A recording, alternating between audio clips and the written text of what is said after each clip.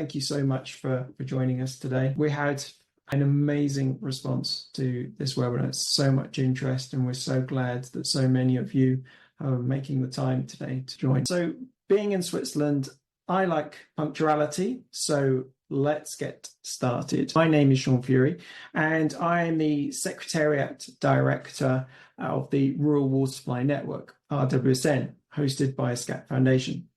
It gives me enormous pleasure to welcome you to this webinar that marks the launch of the updated World Health Organization guidelines for small drinking water supplies and sanitary inspection tools. For those that don't know RWSN, we've been a network that's been going since 1992, and we're the global network for rural water supply professionals worldwide. We've run hundreds of webinars since 2012, but this one has just blown us away. Our previous record attendance was 500 in June 2020 at the height of the COVID lockdowns.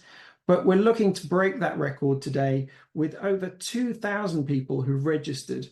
You can download the presentation slide decks, which have been translated into various languages. So if you want to download them and follow along in your own language, you can do that. Links will be provided in the chat box. The links to the guidelines documents will also be posted in the chat and in the description on YouTube. So with that, I would just like to welcome you again on behalf of the Rural Water Supply Network, RWSN. If you aren't a member already, you can join us as an individual or as an organization, so that we're part of many other great knowledge exchange and learning activities that we run. A huge thank you to the team at WHO. It's been such a great partnership, and I will now hand the baton to Oliver Schmoll, Water and Climate Program Manager at WHO Europe, who will be your guide for the rest of today's journey. Thank you. Thank you so much, Sean, for the introduction. Good morning, good day, good afternoon, good evening, dear colleagues. My name is Oliver Schmoll, and I'm working for the WHO Regional Office for Europe, and I'm quite excited that have been asked to chair today's launch session of the new guidelines for small water supplies of WHO. I would like to echo the thanks of Jean and play back the thanks and thanking the Rural Water Supply Network Secretariat and Jean and his wonderful team for hosting this session today. This is really fantastic. Today we speak about small water supplies, and small water supplies are important in terms of serving very many parts, many people who live in rural areas. And this is true for all global regions, wherever we live. And ensuring the safety of these water supplies, these small water supplies, is essential in promoting health and protecting health of rural communities. However, on the other hand, we are all aware that there are several challenges related to ensuring safe water in small systems. And this is why they require explicit consideration, both in policies and regulations, but also in day-to-day management and in surveillance, and last not least, also in the financing. And this is why these guidelines that are being launched today are so important for WHO. They are really meant to support professionals in policy and in practice, to support them in making small systems safe and sustainable. And you may find it interesting to know that guidelines on rural water supply and small systems have been prioritized by WHO not long since WHO's inception. And the first ever small systems guidelines were introduced already back in the 1950s. And actually, I went to my shelf and indeed found the copy of the first edition of these guidelines from 1959, Water Supply for Rural Areas and Small Communities. And this is really where WHO's work started on small systems and associated guidelines. The last update of the guidelines was already back in 1997, so it's high time to look at a fresh, updated version, considering all the scientific and evidence from practice in managing small systems.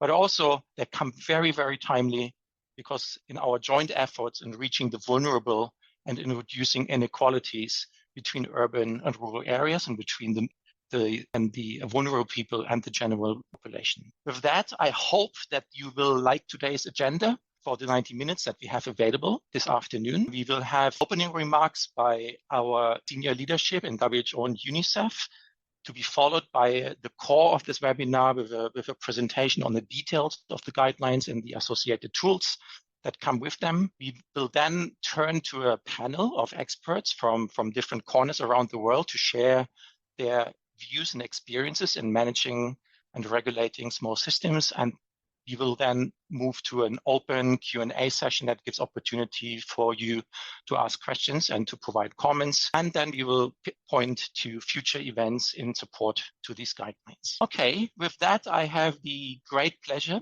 to give the floor to Dr. Maria Nera, who is the Director of the Department of Environment, Climate Change and Health at WHO headquarters. And Maria's team was in charge for developing these guidelines. So it's wonderful to have you with us, Maria, and I hand over to you for opening remarks. Thank you, Oliver, and what a pleasure to be with you today. I was looking at the number of participants and it's only increasing. So seeing this interest around the world on what we are doing here today is very exciting and definitely a great opportunity. And I think it's very useful to remind all of us that if we want to talk about health, about well-being, about development, about the economy in a country, everything starts with access to safe water, access to water. That's why WHO, on behalf of WHO, like Oliver, let me welcome you to this important event and to this opportunity of launching these guidelines for small water supplies and sanitary inspection rule. As Oliver said, there is a history behind. It has been a long time ago when we did the other ones. And what I think is extremely important is to remind all of us that when we say small water supplies, small doesn't mean less important. On the contrary, there are small water supplies for people that normally is the one left behind, for people that lives in isolated areas, for people who normally we will invest less resources in all of that and these small water supplies. But let's put some figures on the table. And on this one, I'm very pleased to be able to do this launch with very strong partners that we are working today, like UNICEF. They are our partners on many things, and we are extremely happy of this collaboration, and the Rural Water Supply Network. The figures I want to put on the table, probably everybody knows it, but I think it's important to remind them. In the time when we are talking about artificial intelligence and immunogenetics, unfortunately, we still need to remind people that 2.2 billion among our population are still lacking access to safely managed drinking water in 2022. This is absolutely an insult to our intelligence, not only the artificial one, but our brains and our intelligence. And it's something that we need to correct. And unfortunately, and obviously, most of them, they live in rural areas. That's why the ones that deserve this attention. I think these guidelines will contribute. Normally, the small supplies, as I say, they receive less resources, less support. And that's why we have an additional moral obligation to make sure that, as I say, the fact that they are small doesn't mean that they will not have a huge impact in the life of the people that unfortunately are less privileged as we are. People that we are used to, in the morning, we open a tap and we have water, but this is not the case for many people around the world. So I think that our member states remind us when everything started. Unfortunately, this is still something that needs to be very high on the political agenda. It's still not finalized. We still have a huge gap to correct and make sure that these people will have options. And that's why, again, adopting these guidelines will represent a big improvement on the health of many people that at the moment are not benefiting from this. Remember the 1.4 million deaths associated to lack of safe water and sanitation. So keep that in mind, those who are suffering, and I'm sure that this will help all of us to scale up, to use these guidelines in the best possible way. I know that we will have several presentations, so I don't want to keep more time. And just thanking everyone, and particularly the participants from all around the world. I'm reading the chat, and it's amazing to see you all here. And I'm sure that you will use those guidelines in the right way, and we can have a positive impact. Thank you very much, and thanks to UNICEF and the Rural Water Supply Network. Over to you, Oliver, and thanks for sharing so well. Back to you. Thank you so much, Maria, for your very clear words on reminding us of the health case for looking into improving small water supplies. Very important. I'm very pleased now to introduce to you Cecilia Sharp, who is with UNICEF and has a long name. So I tried to get this right, Cecilia. You are the Director for Water, Sanitation and Hygiene and Climate and Environment, Energy and Disaster Risk Reduction. It's a great pleasure to have you with us today, and I hand over to you for some opening remarks. Thank you, Oliver, so much, and disregard my long title. Cecilia Sharp is perfectly fine. And so thank you, Maria, for your nice introductory words. And I'm really thrilled to see so many colleagues, known and unknown, that are connecting to this webinar. It's absolutely amazing. And I suppose it's a recognition of this importance of small water supplies and the challenges and opportunities for improving public health through the delivery of safe water. It's urgent for everybody. So really happy to see. I would really like to thank the Rural Water Supply Network for supporting this organization of the webinar. You are very dear to me. We have a long history together. Our WSN is, as I think Sean even said, maybe an organization that is working in 168 countries, 13,000 members, and more than 30 years of work in rural water supply. So I cannot think about any organization or forum that is better to launch this absolutely critical guide that's coming out. And I think so many of us have been waiting for, honestly. And you alluded to that, Oliver, that you've gone back to look at what we had before. So this is really something critical for our sector. And I think water quality, and particularly in small water systems, is something that we, to some extent, have been overlooking, or we have been assuming that it is being protected by the soil cover or the construction itself. And this is in our urgency to provide people with the much needed services. So we have been focusing maybe more on the services than the quality of the water itself. And we are also still struggling with the hundreds of millions of people that we already heard that are underserved or not served at all, or having water that do not meet the necessary water quality standards. So with the impacts of a changing climate, extreme water events, I think that these are no longer exceptional, but are becoming more frequent and more intense. And when we are now starting to recognize the multitude of the risks and stresses that rural water utilities and service providers face, we realize that water security and water safety are even more important than ever before. So I think this is the reason why the development of these new guidelines by WHO is so important, and hopefully respond to the articulated needs that we have in the sector to provide safe water.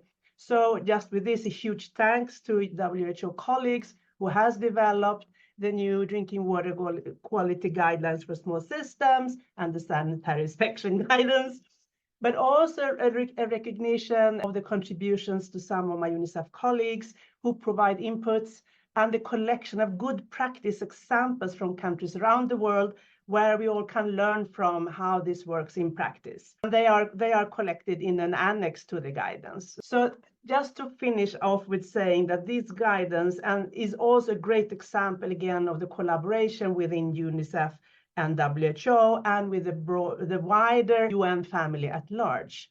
So with this very, very brief introduction, I'd like to pass the floor back to you, Oliver. And thank you for organizing this. Thank you so much, Cecilia, and also for highlighting that we all need to walk hand in hand across the agencies when it comes actually to implementing the guidelines and making the recommendations in it, kind of bringing them into practice and the good practice in countries and in the rural areas. Now, I hope you all have become very curious. We have been speaking about the guidelines, but haven't seen them yet. But this will now start happening now. So I'm very happy to introduce to you a troika of 3 presenters. First, Jennifer de France, who is leading the team on drinking water safety and quality in the WASH team in WHO Geneva, together with Angela Reinhold and Rory McKeown, who have been working together and leading the process of the guideline development. And Jennifer, Rory, and Angela will now have a go and introducing to you the core elements of the guidelines. I'm very curious, Jennifer, and hand over to you. Thanks so much, Oliver, and thanks to all who are joining this webinar. We're so excited to see the interest in these new tools. Next slide, please. So here's an overview of this presentation. I'm going to start by providing background information on why we updated our guidance for small water supplies. Then I, with my colleague Angela, we will provide an overview of the revised guidelines on small water supplies. And then this will be followed by our colleague Rory, who will provide an overview of the revised sanitary inspection packages. Click, please. So with this brief presentation, we hope that you'll become familiar with the objectives of the guidance and tools, and also this provides context for the discussions we will be having later in this session, reflecting on the applications of the guidance and tools. Next slide, please. So you've heard about the long history with the WHO guidance, authoritative guidance on water safety. We now have the latest edition of the guidelines. It's the 4th edition incorporating the first and second addenda. It's a mouthful that was last published in 2022. Now, since 2004, however, the central recommendation has remained the same. This is the same recommendation in the 2022 guideline, and this is the framework for safe drinking water. We say that this framework is a basic and essential requirement to ensure safe drinking water. And it requires collaboration from water suppliers, regulators, and surveillance agencies. Of course, there's other stakeholders, but the framework really defines these key functions. So water safety plans were first introduced in the guidelines, actually in 2004, when the framework for safe drinking water was introduced. And water safety planning is a proactive, preventive, risk management approach encompassing the whole water supply chain, so considering from catchment all the way to consumer, to be developed and implemented by water suppliers to most effectively manage the water supply system. Now, this should be guided by regulations, where regulations should promote or require water safety planning and include health-based targets. These are usually expressed as water quality targets, so usually a list of parameters and associated limits. Now, the function of surveillance is to make sure that risk management is effective and that regulations, including health-based targets, are being met. Click, please. So while we have this framework, we do recognize that there are challenges to implement this recommendation, particularly in small water supply settings. Next slide, please. So now we want to hear from you. Please click. We want to hear from you. How are small water supplies defined in your country? So now you see the poll coming up. So please click on which responses are most relevant for your country, noting you can choose more than one. We want to know, how are small water supplies defined in your country? Is it by population served? Is it by the volume of water supplied? Is it by the number of service connections and or by the technology type? Is it by geographic location? So for example, in rural areas, or is it by management entity? So for example, maybe it's considered by households and communities. So can we see the responses, please? So what this shows us is that countries define small water supplies differently. There's many ways that can be defined small water supplies. Can you close the poll, please, now? So recognizing this, the WHO guidelines for small water supplies do not attempt to define small water supplies.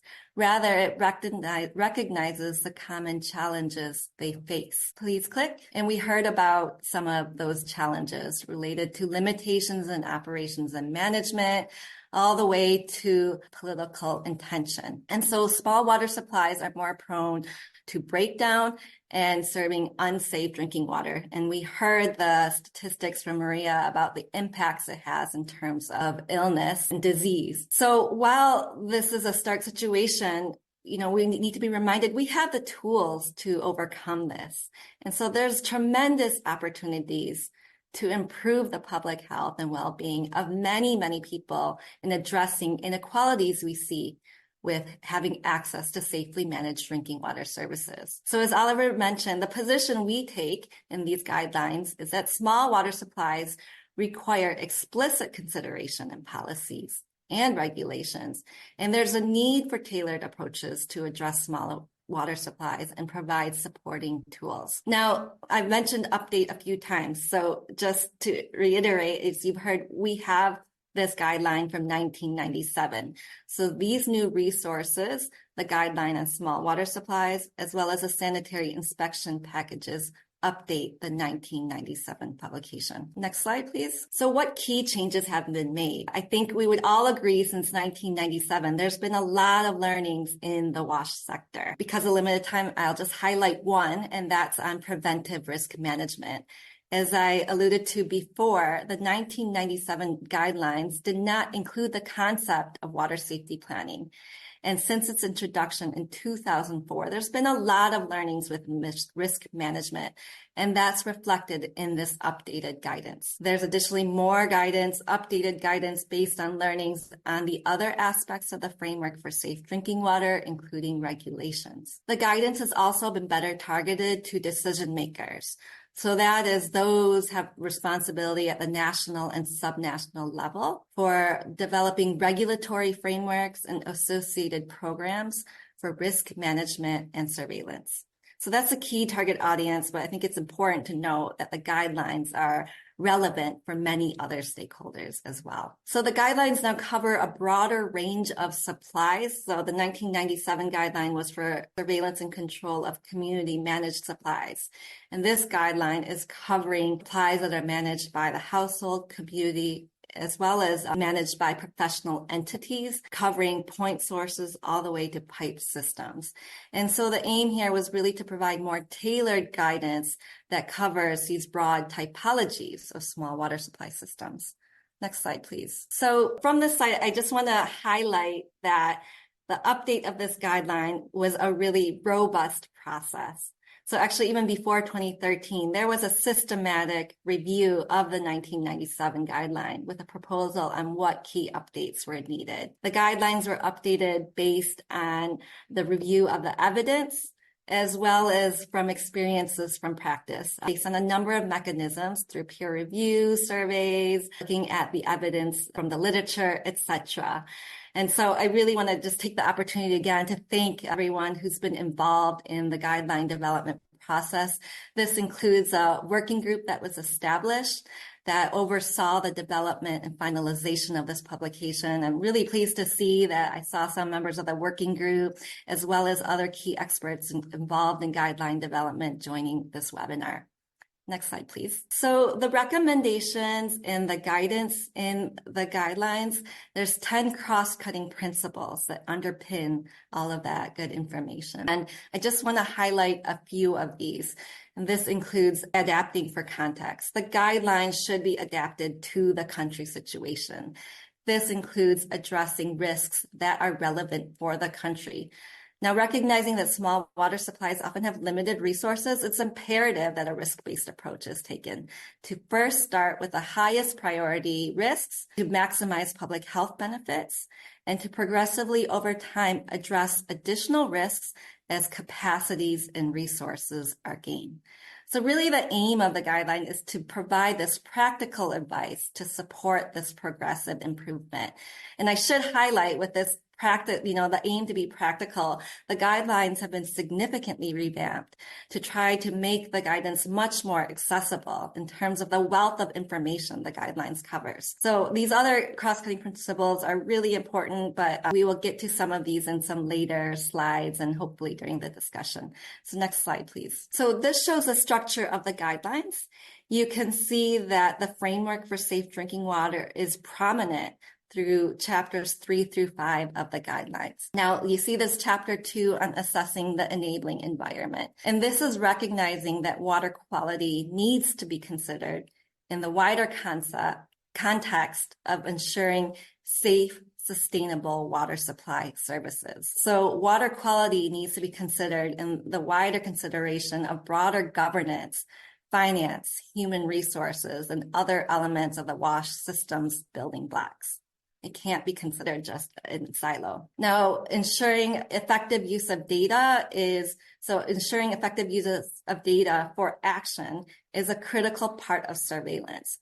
But we know based on data, from UN Water GLASS. So GLASS is a global assessment and analysis of sanitation and drinking water program.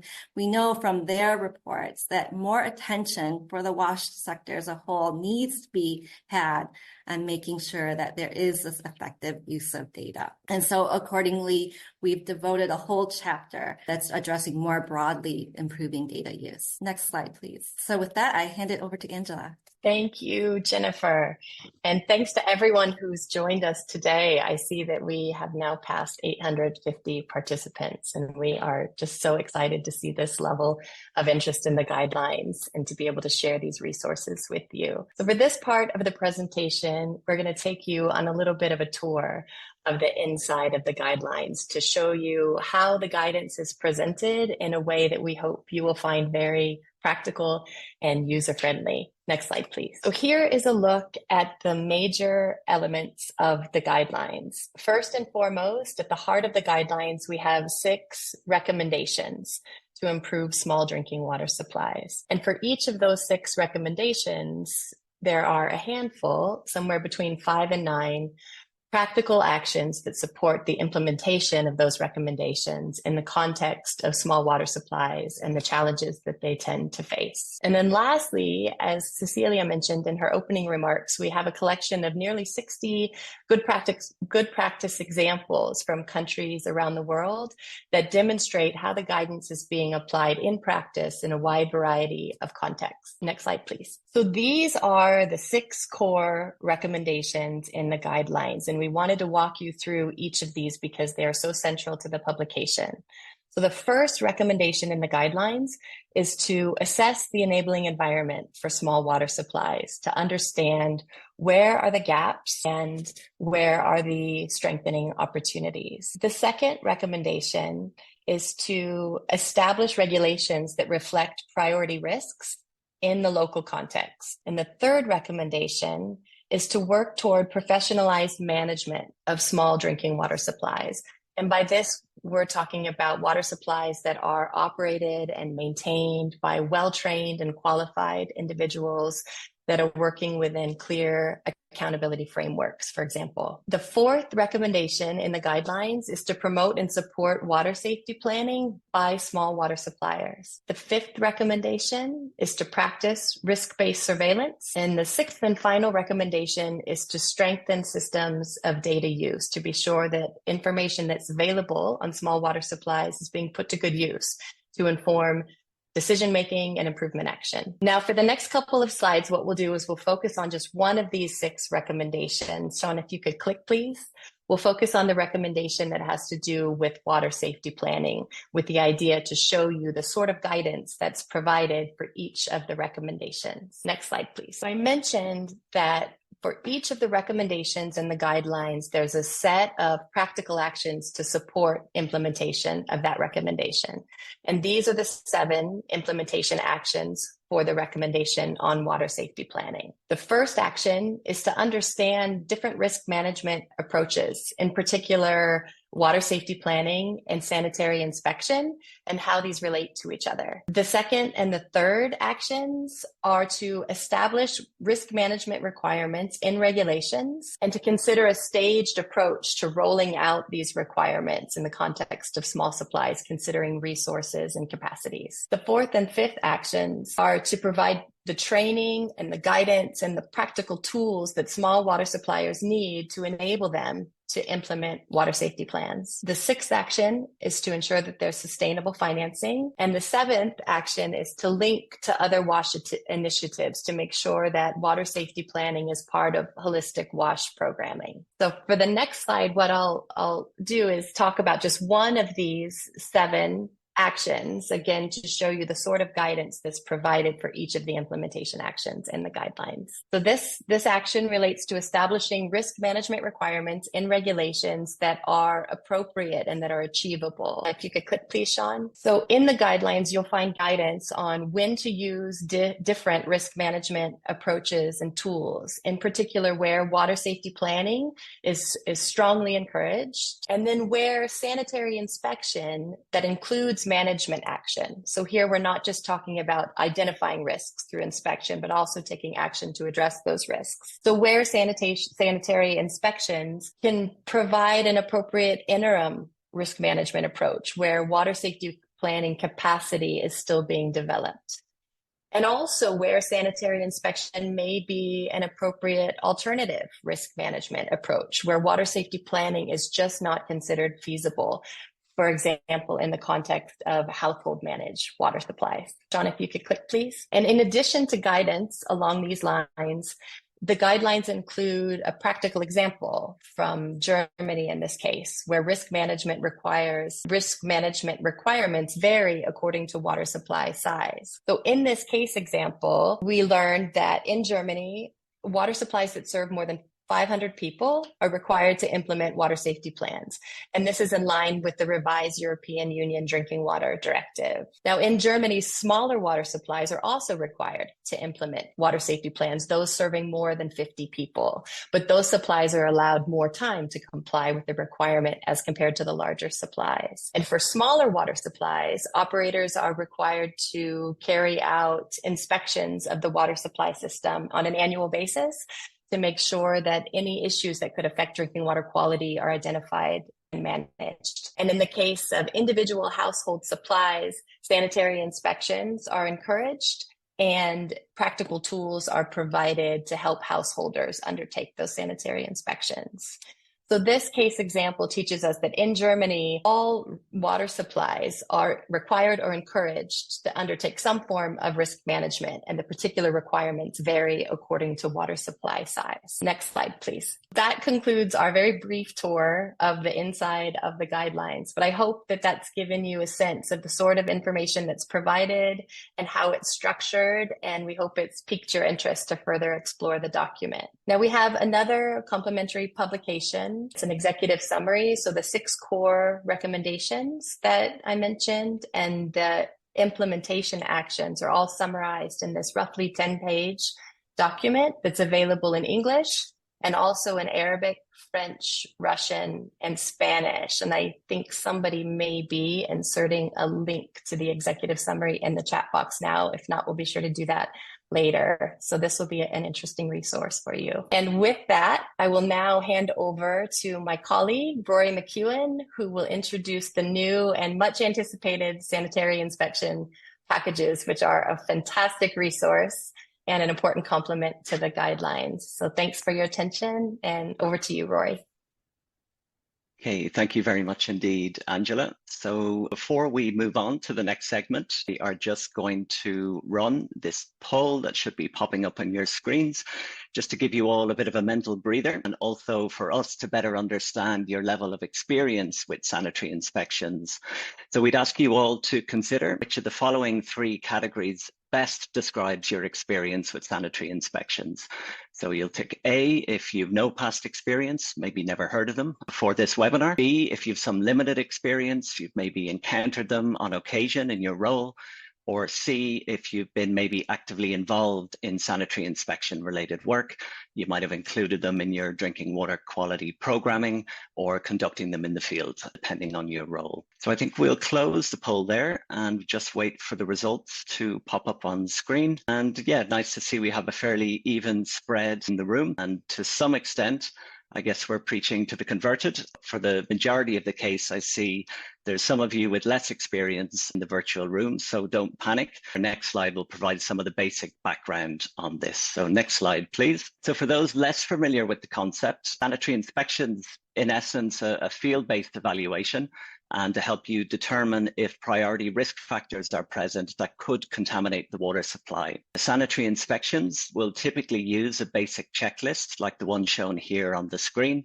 It's often referred to as a sanitary inspection form, and this can be supported by an illustration that shows priority risk factors, which may be, for example, issues relating to the physical structure of the water supply and its components, or operational and maintenance aspects that we can see in the image here shown on the screen. Now, although we consider them to be simple, sanitary inspections are a powerful risk assessment tool. And as outlined in the new guidelines, as Angela has touched upon, They can be used for drinking water quality surveillance in terms of supporting progressive improvement and programming, but also for water safety planning. Now, they can support aspects of risk assessment and monitoring, and in some contexts, they can act as that simplified alternative to water safety plans where capacity and resources could be limited. Next slide, please. Now, sanitary inspections are by no means a new concept. They've been applied in the field now for decades.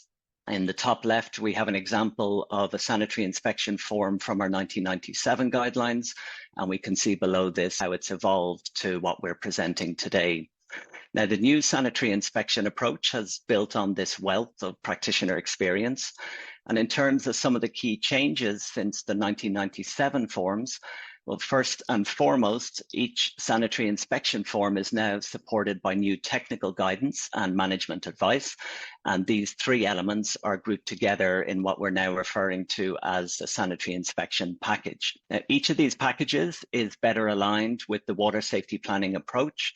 They promote corrective action where risk factors are identified, and emphasizing that sanitary inspections are really a tool that needs to be applied routinely to better support ongoing safe management and monitoring, very much in line with the water safety plan principles. Now, in addition, efforts have been made to better reflect climate threats. So, for example, considering flooding and drought aspects, as well as water scarcity, and also equity considerations for all users of the water supply. And lastly, we've recognized that adapting the packages to the local context can be important in some settings. So consideration for adaptation is provided in the main guidelines, and we're also providing the sanitary inspection packages in an editable format for ease of adaptation. Next slide, please. So what is in each package? Well, we have an example here to show you for the rainwater collection and storage, but all 13 SI packages follow this same template. So we firstly have the sanitary inspection form, and this includes a section up front to capture key water supply information and water quality data that can provide context to support risk assessment, as well as supporting the development or maintenance of water supply inventories, say at a national or subnational level. So we have the illustration showing the risk factors and the checklist of yes/no questions. Now, this includes supporting explanatory notes now, and this can be used along with the illustration to help identify common risk factors and, importantly, prompt corrective action. Next slide. Secondly, we have the technical fact sheet. So this provides basic information to support completing the sanitary inspection form. It includes illustrations that show the sanitary conditions, so in the absence of risk factors, and this illustration can be compared to the sanitary inspection form to help sort of identify where risk factors may be present. And the technical fact sheet also includes descriptions of the individual components of the water supply. And next slide, please. Lastly, then, we have the management advice sheet. This provides guidance on basic operations, maintenance, and monitoring that is critical to keep the water supply safe on an ongoing basis. And it also provides troubleshooting guidance on basic corrective actions to consider when risk factors are identified during the sanitary inspection. And last slide, please. In total, we have 13 sanitary inspection packages now, which cover a broad range of typical small water supply technologies or scenarios, and includes key stages of a typical water supply chain in small systems. So in terms of the water source, we have packages 1 to 7, covering point sources such as dug wells or springs, as well as surface water intakes. In terms of distribution and storage, we have packages 8 to 12 that cover elements of a small pipe distribution system, as well as water carding and kiosks. And lastly, the all-important user level, where we have a new dedicated package for household practices. Now, the red stars here indicate packages that are either new or represent a significant update from the original 1997 sanitary inspection forms. So I hope this has given you a reasonable, albeit brief, overview of our new sanitary inspection publication. And we hope this will serve you as a practical tool to support risk management in small water supplies and aid the implementation of select recommendations in our new small systems guideline. So thank you kindly, and I'll pass back to Oliver. Thank you so much, Jennifer, Angela, and Rory, for that very succinct overview of the breadth of the guidelines, what they cover, with what tools they come together, and what implementers can gain from these guidelines. And I hope that the presentation gave you, dear participants of the webinar, sufficient appetite to look into the copy and to read in further details of what the guidelines recommend. Excellent. Thank you so much. Please join me for a virtual clap of hands that we cannot see here on screen, but I hope you join me in that. Thank you so much. Before we move on to a panel to invite experts from around the globe for further reflections on the interface between the guidelines and practice of implementation, I just would like to remind everyone that the links have been posted, the links with access to the guidelines have been posted in the chat. And yes, the recording and the slides of this webinar will be made available after the session to all participants, just to reiterate that you will not miss the material here. So with that, I'm very, very happy to turn to the panel that we have lined up for today's session. And we have a wonderful group of colleagues here on the virtual panel that I would like to introduce to you. First of all, I'm going from left to right on the slide. We have David Kamp, who is the Principal Water Quality Advisor in South Australia Health Department. Welcome, Dave. Then we have here on the panel Yvonne Magawa, who is the Executive Secretary of the Eastern and Southern Africa Water and Sanitation Regulators Association. Good to have you with us, Yvonne. Welcome. Then we have with us today Tutut Indra Vaihuni, who is the Deputy Director of WASH at the Ministry of Health in Indonesia. Lovely to meet you, Tutut, and welcome to the panel. And last not least, we have James McKinnon, who is the Director of Engagement and Government Relations of the Atlantic First Nations Water Authority and Canada. Very pleased to meet you, James, and welcome to the panel. So I would like now to ask the Secretariat to spotlight our panelists so that participants can see you better. And I would like to start by kicking off this panel by addressing Yvonne. So Yvonne, you have vast experience also in your previous career as a regulator in Zambia, and of course also within your role within the Eastern and Southern Africa Water and Sanitation Regulators Association. And I would like to ask you in terms of what do you see as the key gaps that need to be addressed to improve small water supply service delivery in Africa and possibly beyond? So what do you see as the key gaps that are on your radar? Over to you. Thank you very much, Oliver. And just to also say well done to the WHO team for these guidelines, which are very, very relevant for us, especially in the African continent, looking at small water supplies. In terms of the key gaps that we see, for us as regulators, we look first at the enabling environment. For us, that is a major thing in order to organize the sector. So we are talking about policy, institutions, regulation, and financing as well. So PIRF in short. So we need strong policy and legislation. Of course, we need institutions with clear mandates. Accountability must be there through regulation and adequate resourcing to execute mandates. So as regulators, as I've said, it is really key for us to have accountability to provide services. And this is through a professionalized approach, exactly as recommended in the guidelines. And we see examples in Uganda and Zambia with utilities absorbing this mandate. So organizing the sector to have a professionalized approach. People tend to assume that regulation is about tariffs, but really the top priority is safeguarding the health and well-being of people. So this is by setting and enforcing standards and requirements for the quality of service, ensuring that the water quality is good, the quality of service in terms of the delivery mechanisms that are there to be able to ensure that consumers at the end of the day are guaranteed a certain quality regardless of the size of the service delivery method. Thank you. Thank you so much, Yvonne, particularly for highlighting the need of having regulations in place, and that accountability is one of the keys actually to ensure small rural supply services consistently. And David, departing from Yvonne's point on the regulations and the need for strong governance instruments that cover also small water supplies. So based on your experience in Australia, including in the context of rural water supply regulations, so what advice would you offer related, on the one hand, having regulatory instruments in place, but balancing them also with support mechanisms? Because regulations alone may not make the trick, right, David? Yes, you're right, Oliver. For us, support is by far the most important component of our regulation, of introducing our regulations. So the aim of the regulations, which have been in place for about 10 years, was to establish a drinking water community of practice and awareness. So yes, I mean, my department provides the regulation, but more importantly, we provide a source of health guidance and education. We provide a range of tools to assist operators of small drinking water supplies to implement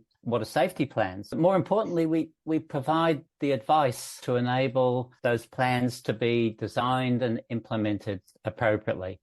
So we spend a lot of our time talking to drinking water providers, guiding them through how to develop water safety plans. And it's quite an iterative process. So for us, education and support is by far the most important role that we undertake. Part of our regulations include conducting audits and inspections. But again, we don't see those as a mechanism for imposing penalties or taking strong action, more about education. And in some cases, it's about assisting people in undertaking water quality analyses. So for our remote areas, we have portable testing kits that we use. I think it's important to recognize that everybody who's involved in supply of drinking water wants to do it safely and sustainably.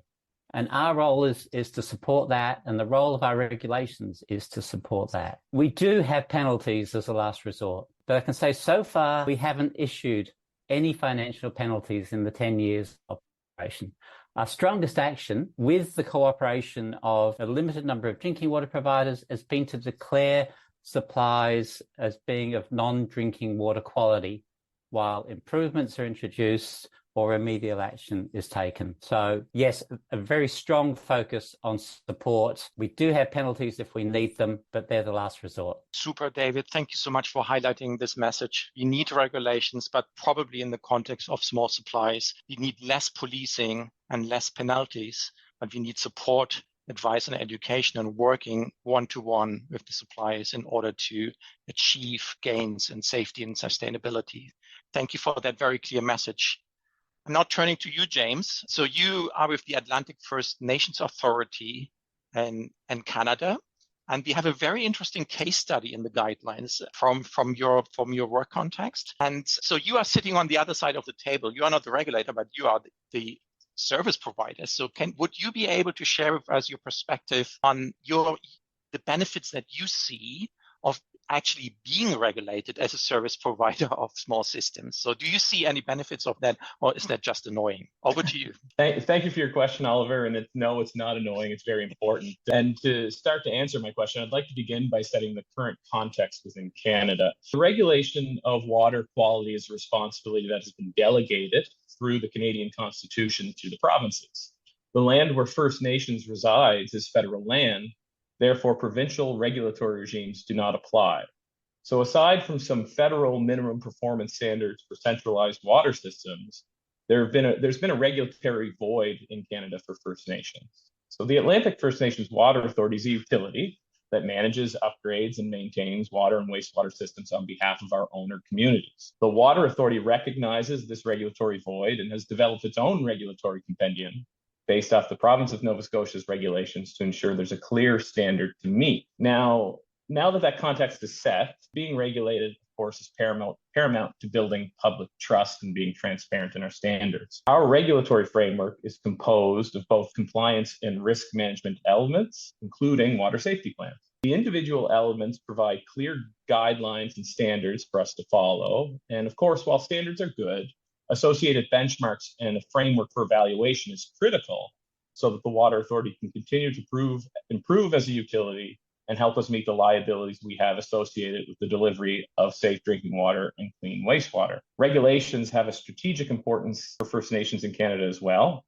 Funding for water and wastewater systems for First Nations communities comes from the Government of Canada. And with a regulatory standard to adhere to, First Nations can be precise in their funding requests to the Government of Canada for water and wastewater infrastructure. There is an opportunity now for a new First Nations Clean Water Act that has been introduced in the House of Commons in December of 2023 for First Nations to develop regulations or co-develop regulations that make sense for them. As well, there's an opportunity to work with Canada on a funding framework that addresses the years of chronic underfunding and will help facilitate community growth and economic development. Superb, James. Thank you very much. Also, particularly for highlighting the close relationship between having solid regulations in place, also as the basis for mobilizing sufficient funding and actually to keep everything up and running as it should be. I think that interface is a very important consideration. I'm now turning to Tut. So I understand, Tut, that the Ministry of Health in Indonesia has recently passed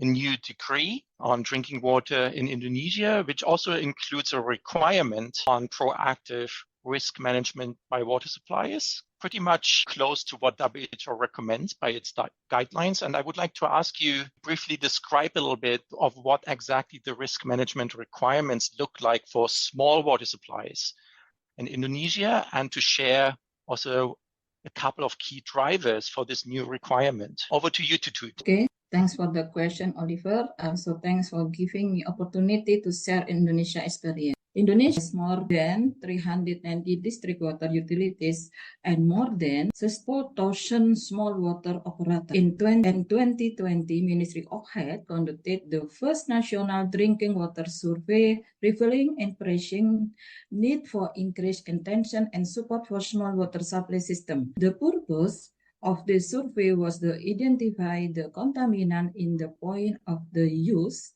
and point of access. Numerous water point answers in this system were found the non-compliant with Ministry of Health standards. In response, the government has committed the enhancing the complemented of water safety plans, which were initially focused on complex distribution system to also cover small system. The Ministry of Public Work and Housing has developed the WSP guideline for communal and non-PPP distribution system, providing gradual training for water operator. To ensure effective implementation, the Ministry of Health incorporated the mandate of WSP implementation and drinking water surveillance, including WSP audit for all water provider in the newly decree of 2023. Another important driving factor of WSP regulation in our decree in the significant challenge of only 11.8% of the household having access to safely managed water. The responsibility of attaining safely managed water is not a sole responsibility of the Ministry of Health, but also from the Ministry of National Planning Development, Ministry of Public Works, Housing, Ministry of Home Affairs, and Ministry of Hot Village. Thank you. Thank you so much, Tut. Impressive to see what you have achieved in Indonesia. Congratulations to that. And I particularly like also that element of gradual training, which also speaks to what David has been saying on providing advice and support in education, but also for highlighting that if we want to make advances with water safety planning, that's really a cross-sectoral effort. And it's not only kind of the Ministry of Health, but also for many other stakeholders. Now, I would like to return to Yvonne you have spoken before, I should say, about the regulatory gaps that you are seeing. And I would like to follow up in this a little bit on if you could speak about a little bit on your organization's role in strengthening regulatory frameworks, but also practices, and how the new guidelines freshly from the print shop will serve you as a supporting resource in your efforts. So I'm very curious to hear more about that. Over to you. Thank you again, Oliver. As I said, these guidelines for us are very timely. In October, we had a regulators conference where we had about 44 countries or 44 institutions with regulatory responsibility in Africa represented. And one of the things that was top of the agenda was the development of regulatory frameworks for rural water supply and sanitation, as well as for small water supplies. So we cannot be in a better position now than to take these guidelines as developed and contextualize them now to our setting. So what we are doing as SOS is we need to do an assessment of the enabling environment as per the first recommendation of the guideline. the aspect of now developing the regulations, putting up a regulatory framework that can be adapted to contexts by the various countries for small water supplies. And also the recommendation on data is very important for us because we are also trying to strengthen data across the continent, not just for regulation, but for evidence-based decision-making. So we are really working on unbundling what has been provided in the guidelines, but also drawing them down to the context and being able to put up frameworks that can be adapted by the various countries. Yeah, extremely important, Yvonne. I think this is the key word, bringing the recommendations to national and local context and to adapt of what is being recommended in the guidelines to these contexts. I think this is a very important message here. And now I turn to you again, James. So the guidelines, speaking about the recommendations of the guidelines also stress very much the importance of engaging small water suppliers in the regulatory processes themselves, and in order for regulators to benefit also from the experience and knowledge that the operators have themselves. So which advice would you give to Yvonne actually, and to others, of course, in this call, and how you can effectively engage small system operators? Sure. Thank you for the question, Oliver. And to answer it directly, that engagement never stops. It's something you always do. You need to build a relationship with those that you serve.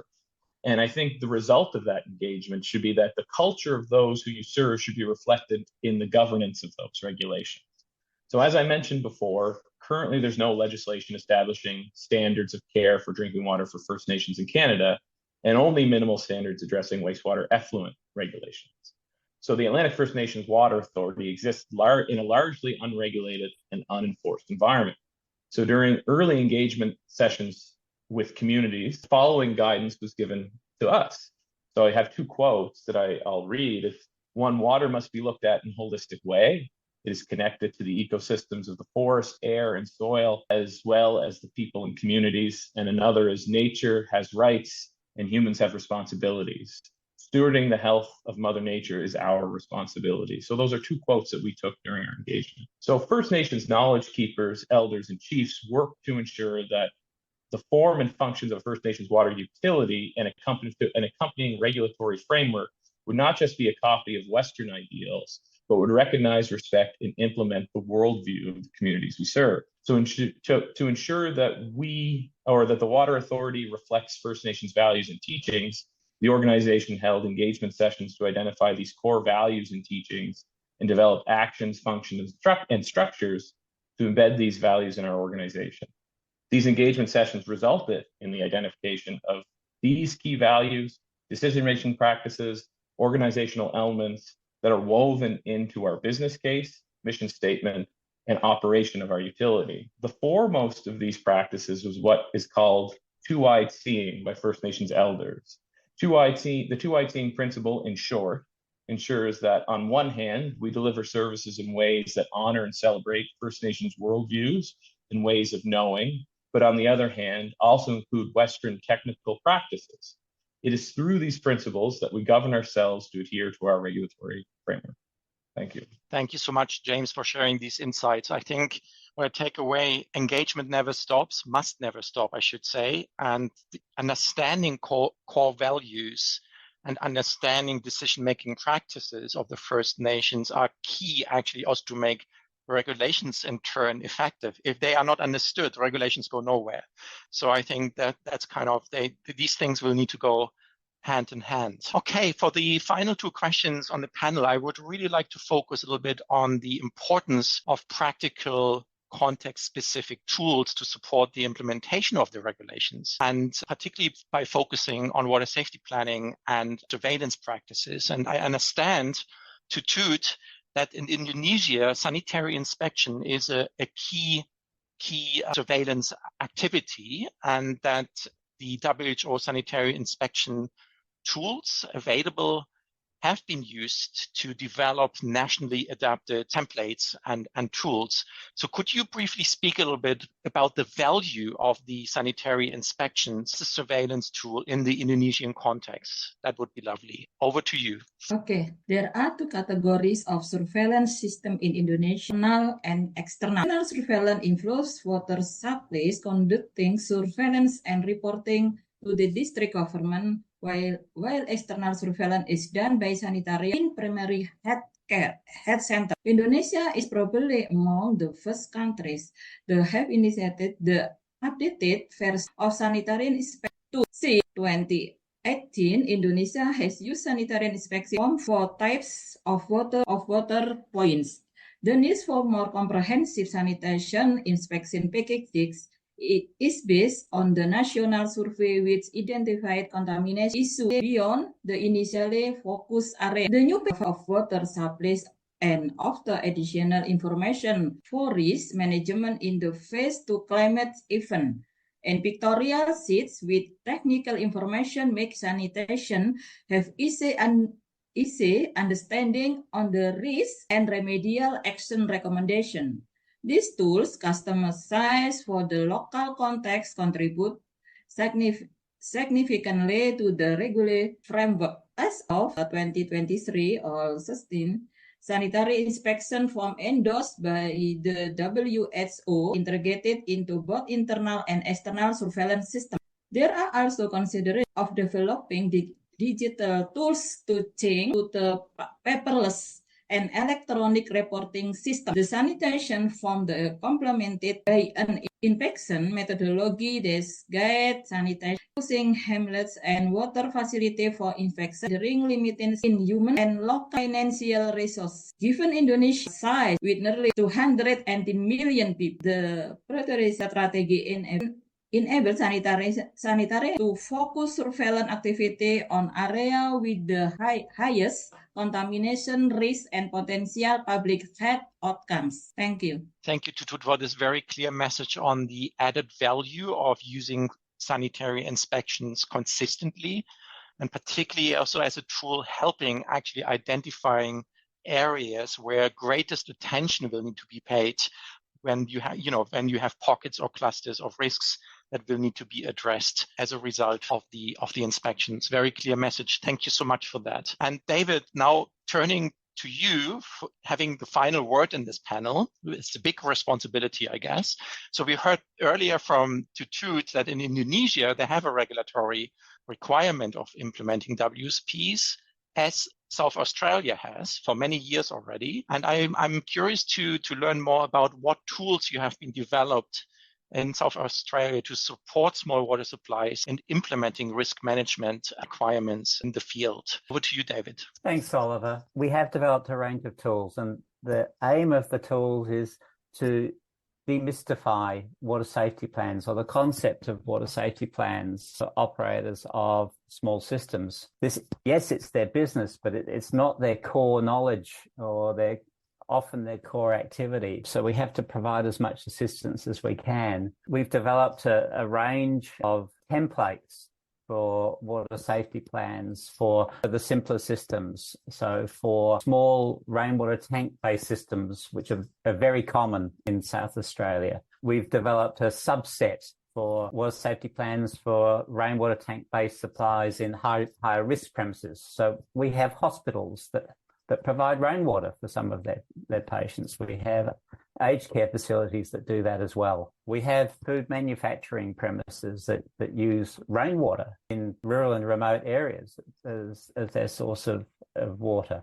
So we have generic plans for those. We have generic plans for small bore water supplies, and we even have a partial plan for reverse osmosis plants, because a lot of our groundwater in remote areas is quite saline. So reverse osmosis is a requirement. And what we're trying to do with these plans is to convert the information in the sanitary inspection packages that Rory talked about into a cohesive plan. We try to keep it relatively straightforward.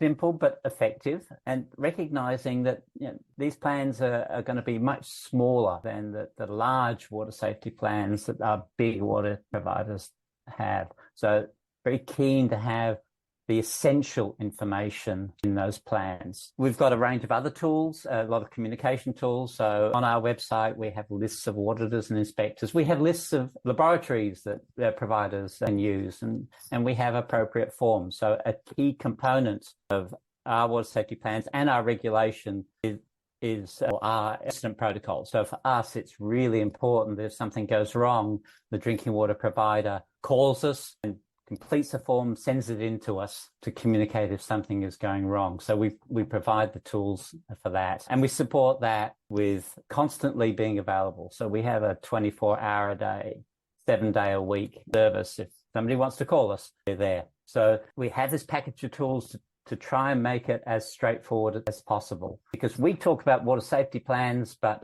somebody operating a small drinking water supply 1,000 kilometres away from the capital city in Adelaide, this is a bit of a foreign concept for them, particularly at the start. Thank you so much, David. Impressive to see what you do in South Australia in breaking down concepts into some practical messages, demystifying, unpacking, and making it tailored to the working reality of the operators of small systems that may be very remote and have limited access to day-to-day advice, so to say. So thank you for putting a spotlight on that. And with that, I would like to conclude the panel by thanking you all for sharing your valuable experiences and in also reflecting vis-a-vis the guidelines being launched here and today. And I think the panel discussion has clearly shown how the guidelines will add value to all your work context as an authoritative source in resource to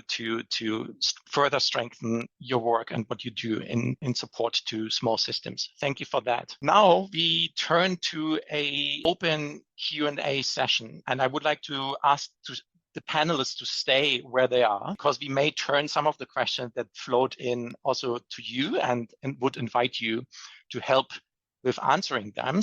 But I would like to express the sincere thanks to all participants of this meeting for the vivid communication in the chat, but also in the Q&A section of this webinar. And whereas for now in the Q&A section, we can only cherry pick a few questions due to the sheer volume of what is coming in. So we'll need to make a few difficult choices here. But on the other hand, please be reassured that all participants will receive, after the webinar is closed, perhaps a few days or a week later, unanswered. We will produce an FAQ, so by which we will answer questions that remain unanswered during this session, and we will make sure that we provide your responses to whatever couldn't be discussed during this session. And I hope this is satisfying your needs. So I would like to now turn to some of the questions that have come in, and I would like to start with a question that was put forward by Brian Reed. And Brian is asking the following. Or observing and then asking that public and environmental health may be the priority for the health sector, but it's not necessarily the priority for all stakeholders like gender, environment, social stakeholders. And how can these contrasting or even competing interests be balanced, and how can we balance investments in water quality and those more focused on water quantity? And I would like to bring in at this stage also Bruce Gordon, who is the head of the WASH team in WHO headquarters, and ask Bruce to have a crack on Brian's question. Over to you. Well, thanks so much, Oliver, and thanks, Brian, for the easy question. And I do want to acknowledge that I think all of us, on the call are fighting a little bit from our corner to try to get more attention to, investments in drinking water supply in smaller systems. I mean, I think within the context of health, I think that there's often, kind of going to disease-specific interventions, and we almost have to wait for a too little, too late approach with, for example, cholera or other disease outbreaks. I know some countries on the call probably saw quite a bit of prioritization after an waterborne outbreak. ODA is going down a little bit for water and sanitation, and our analysis of public expenditure and overall expenditure, hasn't risen greatly. So it's a good question. And I would be tempted to sort of say, well, there are tools, certainly with the water safety plan approach. We're talking about, risk assessment and trying to find, a reasonably, I guess, inexpensive way to come to the same conclusion of delivering safe water. But sometimes I feel like the real, I guess, issue is political attention. And so one thing that I think you'll find interesting new about the document, I think it's chapter 2, is on the enabling environment. And that is actually quite a departure from what we've had before, where we've just kind of focused on, technologies and management. But here we recognize that if there is not a chapter that deals with, kind of trying to strengthen the architecture of the systems, the governance, all these kind of things that will drive the correct investment and prioritization for something that's a human right, the sort of that it will not succeed. So I think I'll stop there, Oliver, but just to say, I think some of these prioritization questions do come down to politics. And politics comes down to sometimes, I guess, putting your elbow up and saying, you know what, we haven't made a dent that we need to make in terms of safe water, which we heard from the beginning with Cecilia and Maria's remarks. So we have to keep all of us, kind of advocating over. Absolutely, Bruce. I couldn't agree more. And I bet that the guidelines will also support making that case vis-a-vis the politicians on the terms of what is needed and what systemic issues still need to be addressed in the context of small systems. Thank you so much for that, Bruce. There's a next question which comes from Bilaku. And David Cunliffe, I would like to put you on the spot with that. So the question is, developing and implementing water safety plans can be complex, involving multiple steps and stakeholders. And this can be sometimes overwhelming for small water system operators or communities with limited resources in place. And the question is really, what do you recommend for such settings and conducting water safety plans? I guess it's very straightforward. No, it isn't. We deal with water safety plans in the language all the time, but operators of systems don't. So I used the word before, and I think you recognized it, that our purpose is to try and demystify water safety plans as best we can, and to try and to simplify the process and to walk people through the sensible measures to ensure provision of safe drinking water. I think in my situation, it's made a little bit easier because for those people who know Australia, we're a very dry continent. In my state, we don't have a lot of surface water supplies. We deal with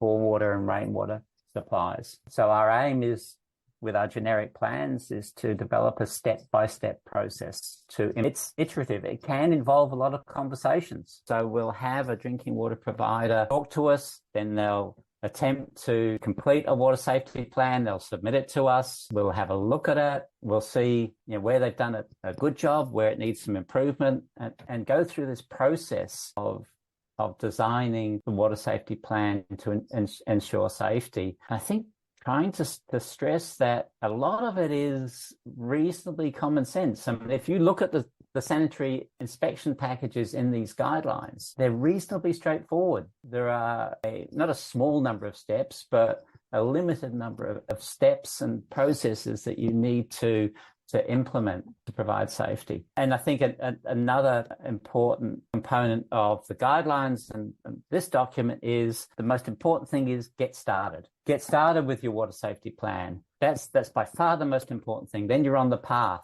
to ensuring safety, and that's what we have to support doing. And by the way, all of this goes back to the fact that yes, we have regulations, but the regulations really are about support and helping people through. And if they've got a more complicated system, we need to spend more time with those folk to help them. Super, David. I couldn't agree more on that very short sentence, get started.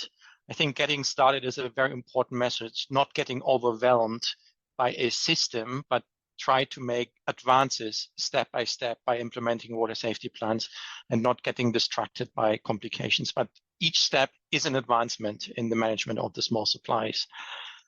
Okay, and then I would like to open up a third cluster of questions, which is related to sanitary inspections. And we have quite a few questions coming in to this end. And I would like perhaps ask Rory to help with reflecting on those questions. And so the question is, one of the challenges in relation to sanitary inspection that we regularly face in the absence of standardized approaches is the lack of consistent sanitation inspection methods and protocols across regions, agencies that lead also in turn to inconsistencies and potentially missed risks. And, and then the question is, what is your plan, Rory, to populate and disseminate these tools on a scale? And connected to this, a second question, and what do you think of what training are there any issues you think training should highlight with a view on sanitary inspections? Over to you, Rory. Okay, thanks very much, Oliver, and thanks to the participants for the great questions. I'm really glad the question of training has come up.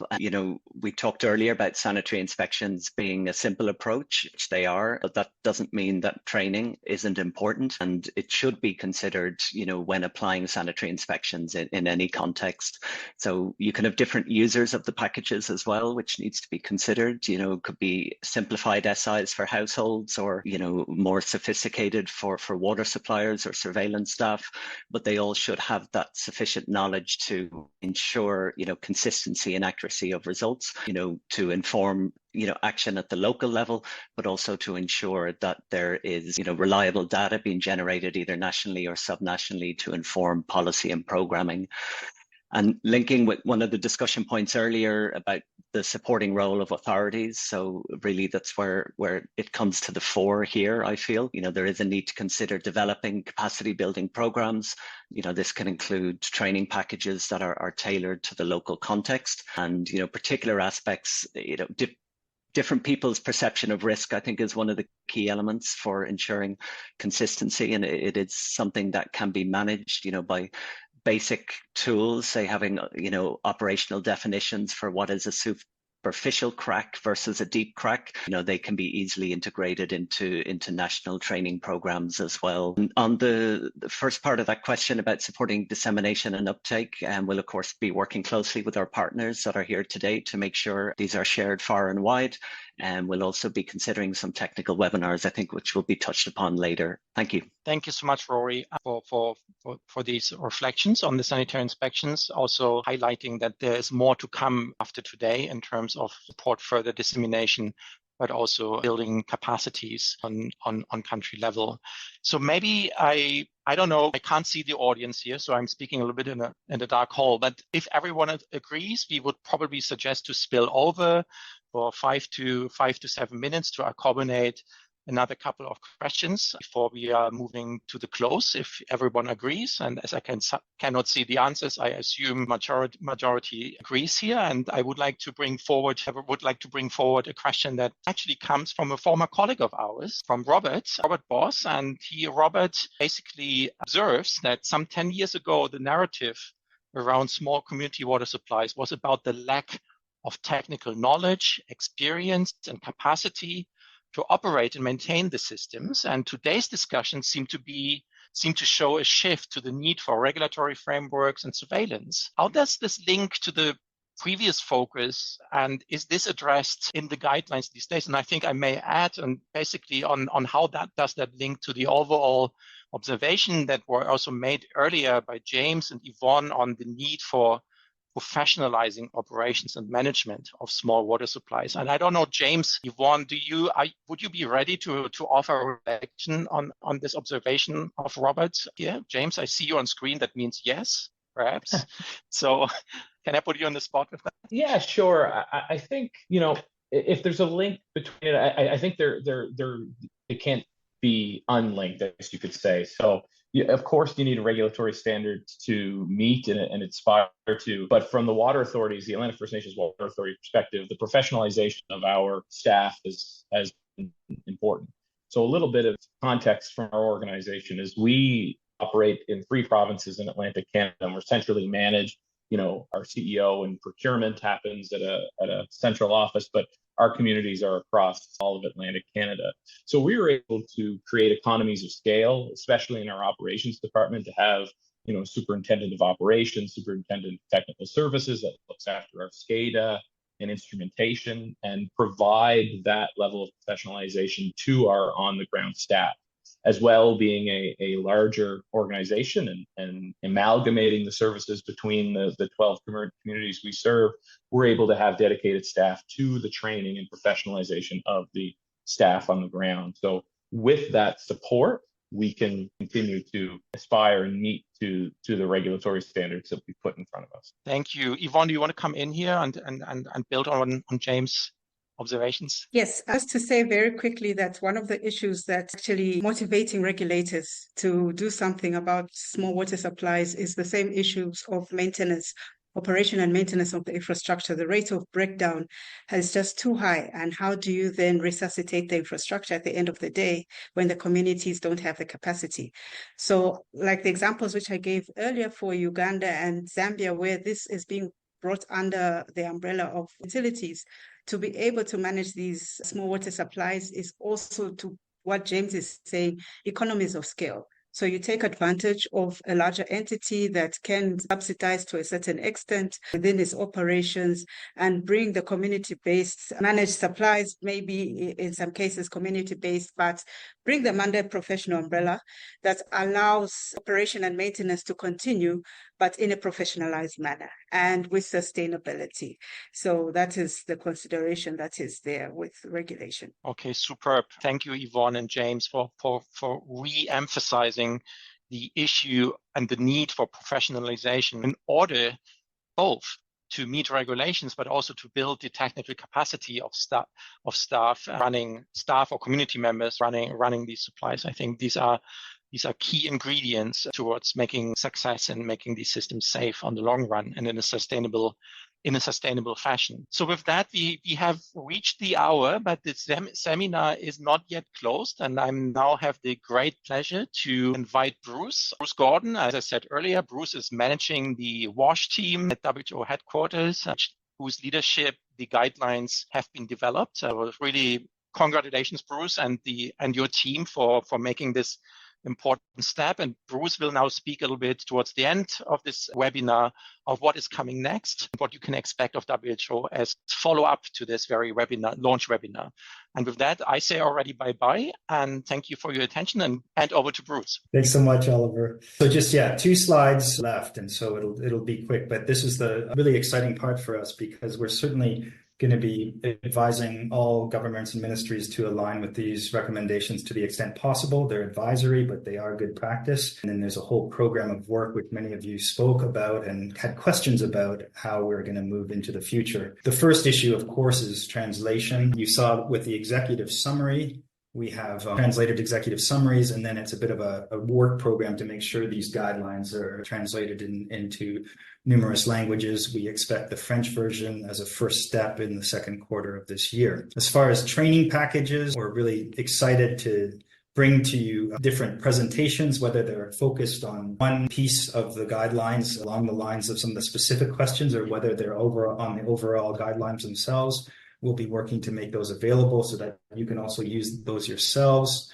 We have an exciting bit of work on field test kits in the sense of evaluation results, in the sense of how to essentially pick them, use and apply them in regulation, and make sure that they're being used to their best advantage. As far as technical webinars, our first is going to be on the sanitary inspection packages, which we imagine will start in the second quarter as well of this year. And we have a number of candidate webinars that we would like your feedback on. So if you could go to the next slide, I'd just like to take a quick pulse or understanding of what you would like to see. So we'll go through this quickly and see if there's any big decision making, because some of you are decision makers. Actually, all of you are decision makers now. So if you can just please, whether you feel like you would like to see something that's more on risk-based regulations, in other words, the water safety plan approach, the implementation of the water safety plan approach in the context of small supplies, of course, the issue around sanitary inspection and the inspection packages, the second last one on surveillance, or we had some questions around capacity, which is, the skills and expertise that's required to run these supplies and their supporting frameworks around them. So I'm not going to give you too long to vote, but I'm wondering if we can just close that and just see if there's a mix or what we're seeing a little bit of a mix. I'm not seeing there's a top, strengthening water. So people want to learn, they want to build capacity. So I think that's our winner today by a short margin. So we'll work on that after the sanitary inspection packages. And thank you for that. And My final slide is just to really thank everyone, the whole community. These guidelines, as was mentioned earlier, they build, on the shoulders of all of yourselves. And I realized there was nearly 1,000 people at one point on the call, and some of you asked amazing questions, innocent questions, but you are the experts and you've helped us make these guidelines possible over years. Some of you are students, some of you are engineers, some of you are decision makers and directors in ministries, NGOs, international organizations. What was remarkable to me was that there was full global representation, and we're committed to take these guidelines to the world. So thank you so much for being involved. And we're going to discuss later about establishing a community of practice, potentially through our RWSN, but we'll try to stay connected on these. As far as the event, we've heard a lot of thanks already for RWSN and our partner UNICEF on this, but as I said, we're very grateful, and of course, I would need to thank Oliver for moderating this, all the speakers and moderators, and all of you who've asked these really great questions, of which we can only answer a few. Now, my last thanks is on the contributions and the specifics of some of the folks that contributed. So this is very personal at some point, because there's a small group of people that have put a ton of work in. So Jennifer, Angela, Rory, thank you so much. And I'm not going to go beyond that, because there's other people that have put a ton of work in as well. But as I said before, we are working with, a lot of colleagues over years. We have an expert committee. And I think now I would just want to say that all of us collectively want to work to benefit those that need these supplies the most. So these are Indigenous people, women, children, men and boys that live in vulnerable areas around the world. And I think we're all committed to that. And as Brian Reed talked about prioritization, this is hopefully this is a way we can prioritize and use good practice. So thank you all. And I'm sorry if I missed anyone, but we're really, really grateful for your participation. And most importantly, we look forward to being in touch with you as we roll these out and implement them. So thank you. And I'd like to close the webinar.